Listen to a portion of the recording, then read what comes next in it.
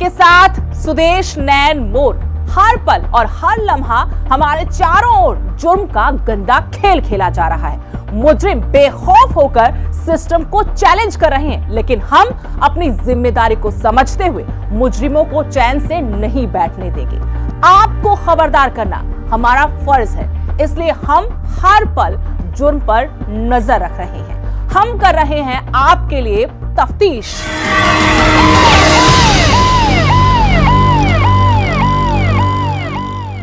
एक वक्त था जब दोस्तों पर भरोसा अपने भाई से ज्यादा होता था। लोग दोस्ती के नाम की कस्में खाते थे। जहां अपने सगे संबंधी साथ नहीं देते थे, वहां दोस्त चट्टान की तरह खड़े होकर हर मुसीबत में एक दूसरे का साथ देते थे। लेकिन समय का चक्र घूमा और दोस्त से ही बेवफाई के किस्से लिखने लगे। जब दोस्त से दुश्मन हो जाए तो फिर दुश्मनों की क्या जरूरत। इस कहावत को चरितार्थ किया है हिमाचल के ऊना जिले के दो दोस्तों ने। इन दोस्तों ने अपने ही दोस्त का कत्ल कर दिया।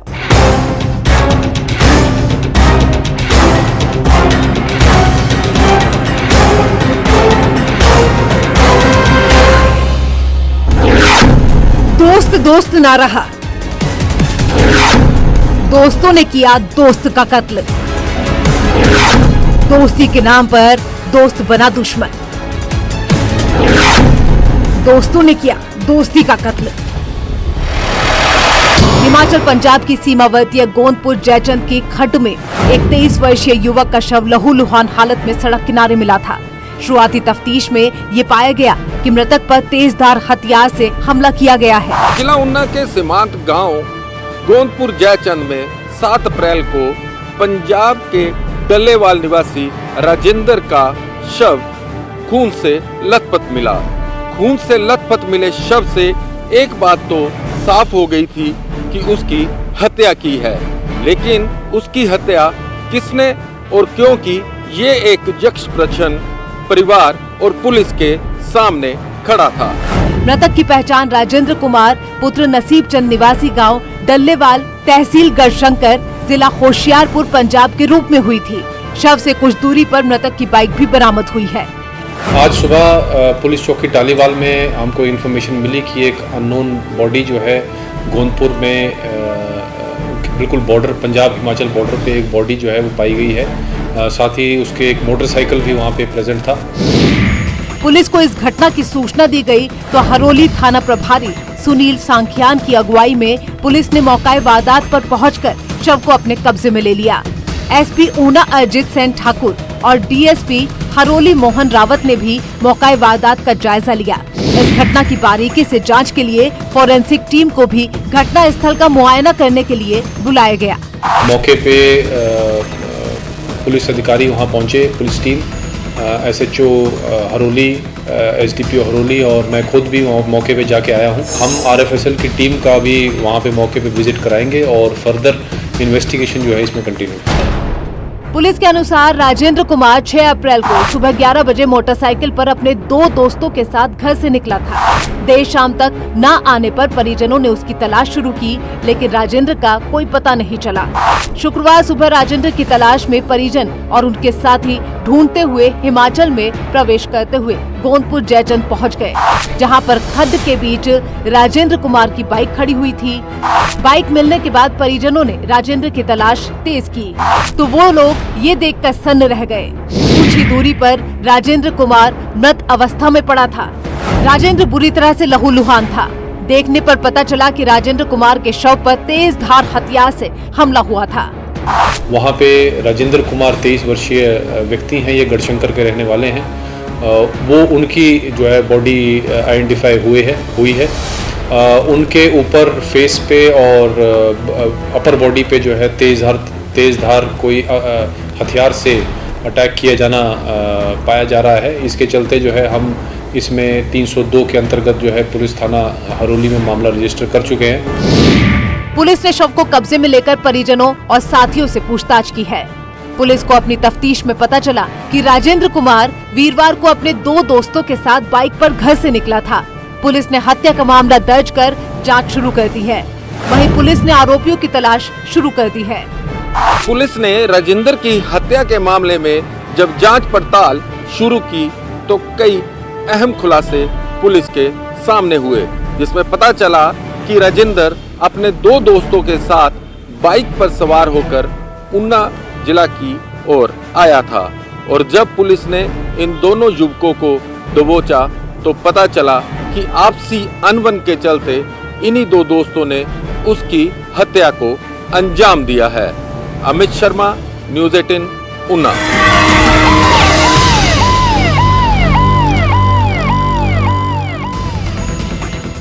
पुलिस ने इस मामले की गंभीरता को देखते हुए अपनी तफ्तीश का दायरा बढ़ाते हुए कई जगहों पर दबिश दी। पुलिस को इस मामले में सफलता उस वक्त लगी जब पुलिस एक आरोपी को गिरफ्तार करने में कामयाब हो गई। आरोपी की पहचान ऊना जिले के सासन निवासी 22 वर्षीय विशाल पुत्र रमेश चंद के रूप में हुई है। हमको 2 लोगों पे शक था जो इस अंजाम में इस वारदात को अंजाम देने में हमको शक था कि उन्होंने कुछ भूमिका निभाई है। ये 2 व्यक्ति जो है मोटरसाइकिल पर बैठ के विक्टिम के साथ उस जंगल में आए थे और कुछ लोगों ने, चश्मदीद गवाह ने इनको देखा था वहां से मौके से फरार होते हुए। उनमें से एक व्यक्ति जिनका नाम विशाल सहोता है, सासन ऊना के रहने वाले हैं और 22 वर्षीय है, उसको हमने सोलन से पकड़ा है। आरोपी के कब्जे से पुलिस ने एक देसी कट्टा और 5 जिंदा कारतूस भी बरामद किए हैं। हालांकि पुलिस को इसी मामले में अभी दूसरे आरोपी गगन पुत्र जोगिंदर की तलाश है। गगन पंजाब के होशियारपुर गढ़शंकर का रहने वाला है। जब इनको हमने पकड़ा तो इसके पास 5 लाइव राउंड और एक देसी कट्टा जिसको बोलते हैं वो भी बरामद हुआ है। ऐसे चोहरोली की टीम जो है मौके पे गई थी, उसको पकड़ के लाई है। इसके अलावा हमारी टीम जो है अलग अलग जगहों पे पंजाब में गढ़शंकर, लुधियाना, मोहाली और बाकी जगहों पे जो है लगातार दबिश दे रही थी। उसके चलते ये दोनों काफ़ी डेस्परेट हो गए थे और हमको इनको पकड़ने में सफलता प्राप्त हुई है। दूसरा व्यक्ति जो है वो अभी भी यहाँ से नदारद है, पर फिर भी हमारी टीम जो है इस काम में लगी है और हमें उम्मीद है कि हम जल्द उसको पकड़ लेंगे। पुलिस के मुताबिक आरोपी विशाल को सोलन जिले से गिरफ्तार किया गया है। गिरफ्तारी से बचने के लिए वो ट्रक में सवार होकर शिमला की तरफ जा रहा था। आरोपी मृतक राजेंद्र के पुराने दोस्त हैं।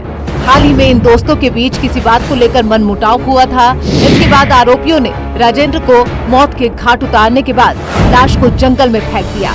पुलिस के अनुसार आरोपियों ने पहले राजेंद्र पर पत्थरों से हमला कर घायल किया, वहीं दूसरे ने तेज धार हथियार से उसका गला रेतकर हत्या कर दी।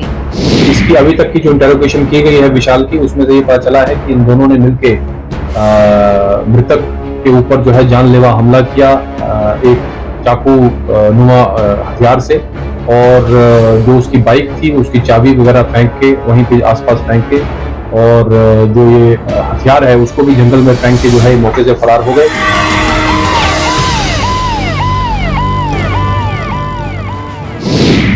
पुलिस के अनुसार हत्या से पहले आरोपी राजेंद्र के घर पहुंचकर उसी की बाइक से घर से निकले थे। इस बात की पुष्टि 2 चश्मदीदों ने की थी। पुलिस के अनुसार इस मामले में जो और भी दोषी होंगे उन्हें बहुत जल्द ही गिरफ्तार करके सलाखों के पीछे पहुंचाया जाएगा। ये दिल्ली और चंडीगढ़ जाने की फिराक में थे और फिर भी मौके पे त्वरित कार्रवाई करते हुए जो है पुलिस ने विशाल को पकड़ा है। विशाल जो है पेशे से ट्रक ड्राइवर था। इनका किसी आपसी झगड़े के कारण जो है ये इंसिडेंट इन्होंने किया है। हिमाचल का ऊना जिला पंजाब और हिमाचल के सीमावर्ती जिलों में से एक है। पंजाब से सटे होने के कारण ऊना में अपराध का ग्राफ अन्य जिलों से अधिक है। जिले में आपराधिक घटनाओं पर लगाम कसने के लिए जिला पुलिस द्वारा पंजाब से सटी सीमाओं पर चौकसी को बढ़ाने का फैसला लिया गया है, जिसके चलते करीब 10 स्थानों पर पुलिस पोस्ट स्थापित करने का प्रपोजल तैयार किया गया है।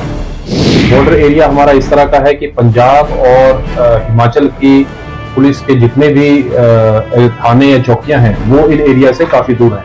इसके चलते हमने एक बहुत इम्पोर्टेंट प्रपोजल जो है वो पुलिस हेडक्वार्टर भेजा है और उसके माध्यम से सरकार को रिक्वेस्ट भी भेज रहे हैं कि यहाँ पे पुलिस चेक पोस्ट जो है वो खोले जाएं, क्योंकि हमारी प्रेजेंस इस एरियाज में होनी बहुत जरूरी है। यानी पुलिस की प्रेजेंस होना बहुत जरूरी है।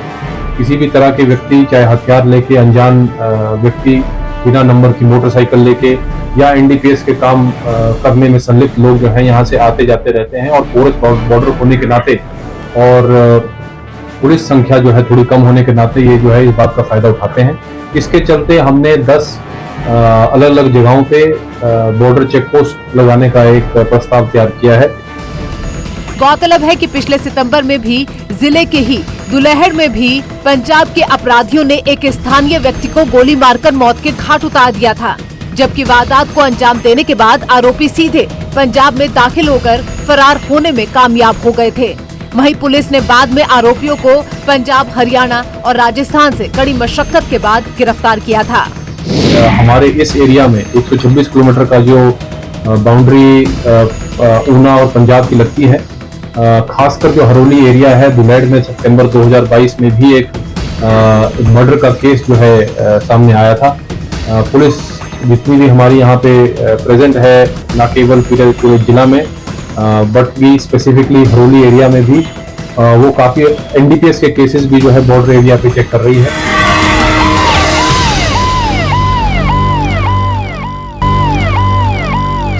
Welcome back. यह एक ऐसी वारदात की तफ्तीश है जिसे देखने के बाद पति पत्नी के पवित्र रिश्ते से आपका भरोसा उठ जाएगा। जो रिश्ता सिर्फ भरोसे और यकीन की बुनियाद पर टिका होता है, उसी रिश्ते के खून की तफ्तीश है ये तफ्तीश उस हमसफर की है जिसने अपने उस हमसफर को हमेशा के लिए मौत की नींद सुला दिया, जो पूरी दुनिया छोड़कर उसका घर बसाने आई थी। देखिए पति पत्नी के पवित्र रिश्ते के खून की ये तफ्तीश।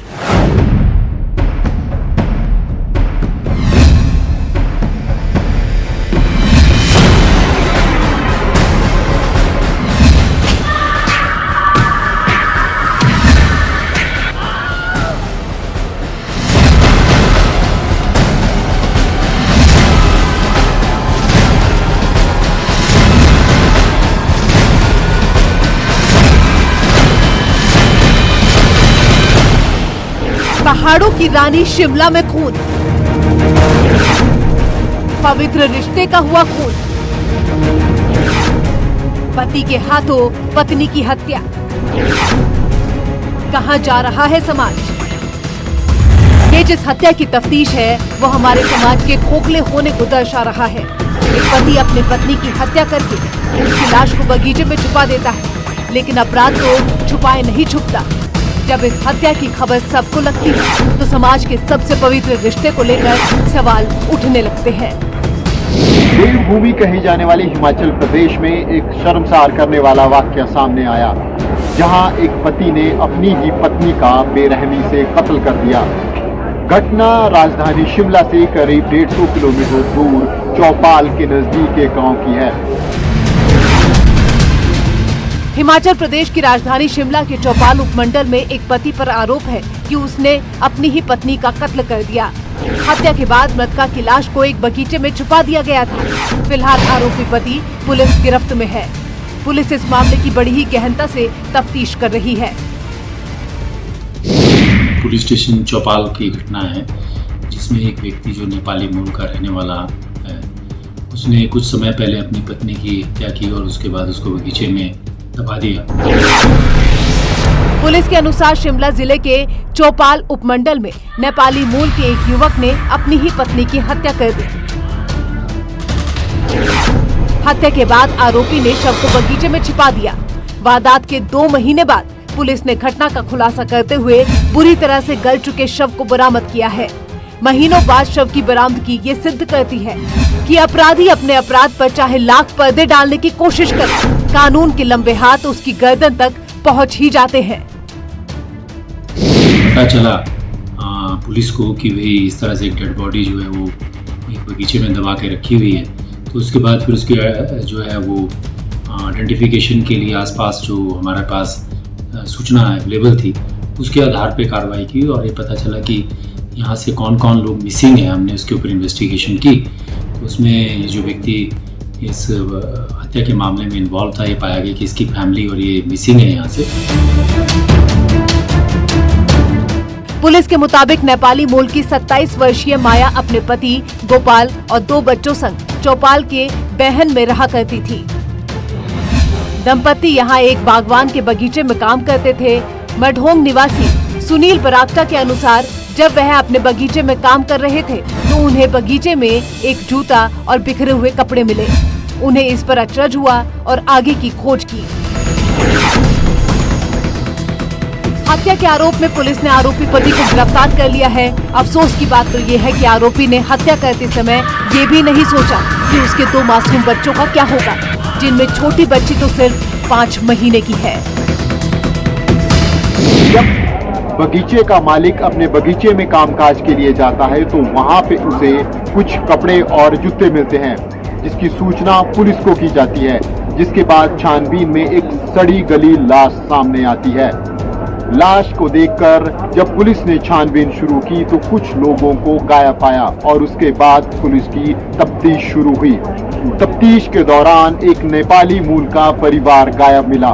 जब पुलिस ने पूरे मामले की जांच की तो पाया कि एक पति अपनी ही पत्नी का बेरहमी से कत्ल कर देता है और वो व्यक्ति इतना भी नहीं सोचता कि उसके 2 मासूम बच्चों का क्या होगा। इसके बाद सुनील ने पुलिस को सूचित किया। पुलिस ने घटना स्थल पर पहुंचकर उस जगह का मुआयना कर तहकीकात की। पुलिस के अनुसार खोज करने पर कुछ दूरी पर ही पुलिस को एक गला सड़ा शव दिखाई दिया। शव बरामद होते ही फोरेंसिक टीम को इसकी सूचना दी गई। फोरेंसिक टीम ने मौके पर पहुंचकर कई साक्ष्य भी जुटाए हैं। डिटेल और पड़ताल की गई तो यही पाया गया कि अभियुक्त जो इस केस में शामिल था उसने कुछ महीने पहले जो अपनी वाइफ की जो थी वो हत्या कर दी थी और उसको बगीचे में दबा दिया था। अभी इस केस की इन्वेस्टिगेशन चल रही है तो चौपाल थाने के अंतर्गत वहाँ के एसडीपीओ इसकी इन्वेस्टिगेशन सुपरविजन कर रहे हैं। पुलिस के अनुसार तफ्तीश करने पर शव की शिनाख्त लापता चल रही नेपाल की एक निवासी माया के रूप में हुई है। इसके बाद तफ्तीश के सिलसिले को आगे बढ़ाते हुए पुलिस ने मृतक महिला के पति गोपाल को गिरफ्तार कर लिया है।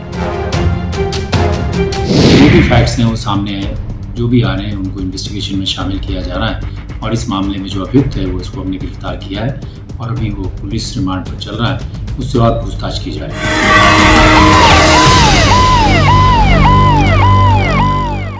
इंसान दिन ब दिन हैवान बनता जा रहा है। आज के इंसानों को देखकर जानवर भी खुद के जानवर होने पर फक्र महसूस करते होंगे।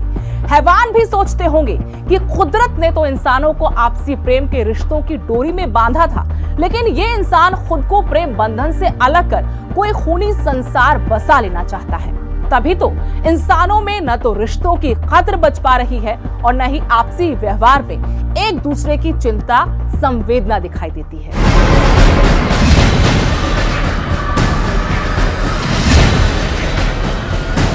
पुलिस के मुताबिक आरोपी गोपाल ने डंडे से वार करके अपनी पत्नी को मौत के घाट उतार दिया था।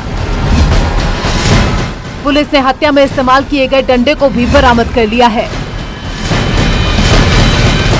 जरा सोचिए उस दूध मुंही बच्ची का क्या कसूर था। वो तो अभी महज 5 महीने की है। ये भी सोचने वाली बात है कि एक भेड़िया कैसे बाप की शक्ल ले बैठा। ऐसा दरिंदा जिसने सिर्फ 5 महीने की बच्ची की जिंदगी से माँ जैसा पवित्र एहसास छीन लिया। अब ये बेसहारा बच्ची कैसे इस जालिम संसार में जी पाएगी? क्या ये भी एक बाप नहीं सोच सकता था?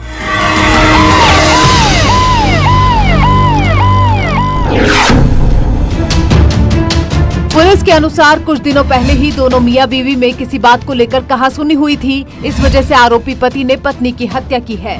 दंपति की 7 साल की एक बेटी और दूसरी 5 माह की मासूम बच्ची है। पुलिस के अनुसार हैरत की बात तो ये है कि इस वारदात को अंजाम देने के बाद आरोपी पति दोनों बच्चियों संग चौपाल क्षेत्र में ही एक पूर्व परिचित नेपाली परिवार के साथ आराम से रह रहा था। आरोपी पति ने परिचित नेपाली परिवार को ये बताया था कि उसकी पत्नी उसे छोड़कर चली गई है। पुलिस के अनुसार आरोपी ने इसी साल फरवरी में इस घिनौनी वारदात को अंजाम दिया था। पुलिस ने आरोपी को गिरफ्तार कर जेल भेज दिया है और उसके खिलाफ आईपीसी की धारा 302 के तहत मुकदमा दर्ज कर लिया है।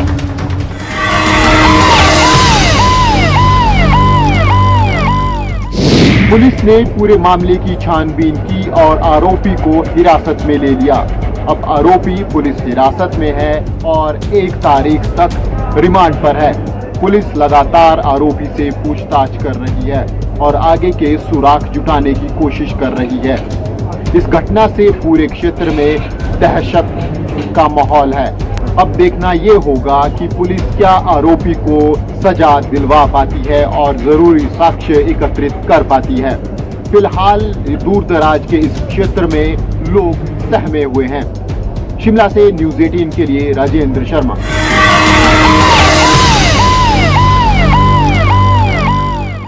और अब तफ्तीश वार्निंग। ये वार्निंग आपके काम की है जो आपको जुर्म का ईंधन बनने से बचा सकती है। देखिए तफ्तीश वार्निंग खास आपके लिए।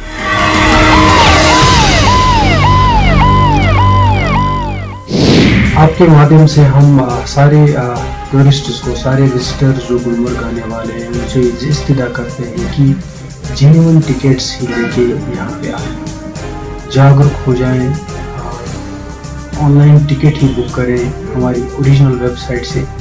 अगर आप किसी भी जरिए से, किसी भी माध्यम से, किसी भी मीडियम से आप टिकट्स ले रहे हैं, होशियार रहिए, उस पर चेक कर लीजिए कि जो भी हमें टिकट्स दे रहा है वो सही टिकट्स दे रहा है कि नहीं दे रहा है। एक क्रॉस चेक कर लीजिए कि उनने आपसे नाम लिया था पहले क्या। अगर उनने आपसे नाम लिया था पहले तभी जाके वो आपके नाम पे कोई टिकट बुक कर सकते हैं। अगर अचानक रैंडमली आपको कोई भी बोल रहा है कि आप उनके सामने हाजिर होते हैं, आप उनको बोल रहे हैं कि हमें टिकट्स दे दीजिए, वो नहीं दे पाएगा क्योंकि हमारी टिकट जो है वो ऑलरेडी प्री बुक हो। जागरूक होने के लिए, ज़्यादा अवेयर होने के लिए हम सारे लोगों से रिक्वेस्ट कर रहे हैं, आपके माध्यम से हमारी वेबसाइट पे जाएं। हमने एडवाइजरीज जो हैं इससे पहले भी नेशनल प्रेस में भी निकाली, इससे पहले भी लोकल प्रेस में भी निकाली। हमने एडवाइजरीज अपनी जो है सारी ट्रैवल एजेंसीज के साथ शेयर भी की हैं। हमने जो एडवाइजरीज हैं यहाँ पे गुलमर्ग गंडोला में हर जगह लगाई है, हिंदी में भी लगाई है, इंग्लिश में भी लगाई है, उर्दू में भी लगाई है। हमारी अनाउंसमेंट्स यहाँ पे रोज़ गाड़ियों में होती हैं, जहाँ पे तमाम टूरिस्ट्स को, विजिटर्स को हम अवेयर करते हैं कि ऐसे जाल में ना फंसे। कुछ लोग गलत फ़ायदा उठाने जा रहे हैं इस चीज़ का। बस यही अपील है कि सारे टूरिस्ट से कि अवेयर हो जाएं, ऑनलाइन टिकट ही बुक करें, और कोई रास्ता नहीं है हमारे पास टिकट्स देने का। आज के लिए बस इतना ही, लेकिन न जुर्म रुका है और न ही रुकेगी हमारी तफ्तीश। अगले हफ्ते इसी जगह, इसी टाइम जारी रहेगी हमारी तफ्तीश। जय हिंद।